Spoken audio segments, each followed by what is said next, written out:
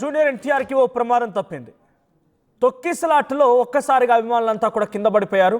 ఆయన అక్కడ ఒక హాస్పిటల్ ఓపెనింగ్కి వెళ్ళారు. సో బెంగళూరులోని ఓ హాస్పిటల్ ఓపెనింగ్కి వెళ్ళిన ఎన్టీఆర్ అక్కడికి అభిమానులు చాలా పెద్ద స్థాయిలో చేరుకున్నారు. బెంగళూరులో ఆ హాస్పిటల్ ఓపెనింగ్ చుట్టుపక్కల పరిసర ప్రాంతాల మొత్తం కూడా పెద్ద ఎత్తున ఆయన ఫ్యాన్స్ అక్కడికి చేరుకున్నారు. అయితే మల్టీ స్పెషాలిటీ ఆసుపత్రి ఇనాగ్రేషన్లో భాగంగా ఎన్టీఆర్ అక్కడికి వెళ్తే ఆయన అభిమానులు ఒక్కసారిగా లోపలికి తోసుకొచ్చారు.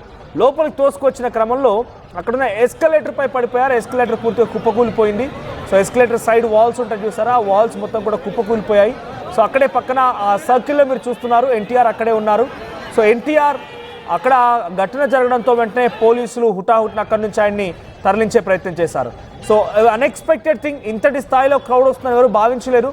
సుమారుగా 50,000 మంది క్రౌడ్ అక్కడికి చేరుకున్నారు. దారి పొడవునా ఎన్టీఆర్కి ఘన స్వాగతం పలికిన అభిమానులు సీఎం సీఎం అంటూ నినాదాలు చేశారంట.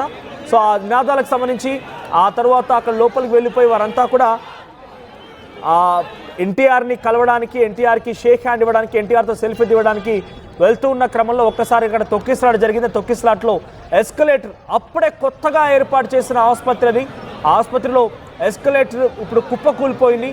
అక్కడ ఎన్టీఆర్ దగ్గర నిల్చుండి ఆయన అక్కడ కింద పడిపోయిన అందరూ కూడా లేపి అక్కడి నుంచి కొంచెం దూరంగా వెళ్ళిపోమని చెప్పి అక్కడి నుంచి హుటాహుటిన పోలీసుల ఆధ్వర్యంలో వేరే దగ్గరికి వెళ్ళిపోయారు.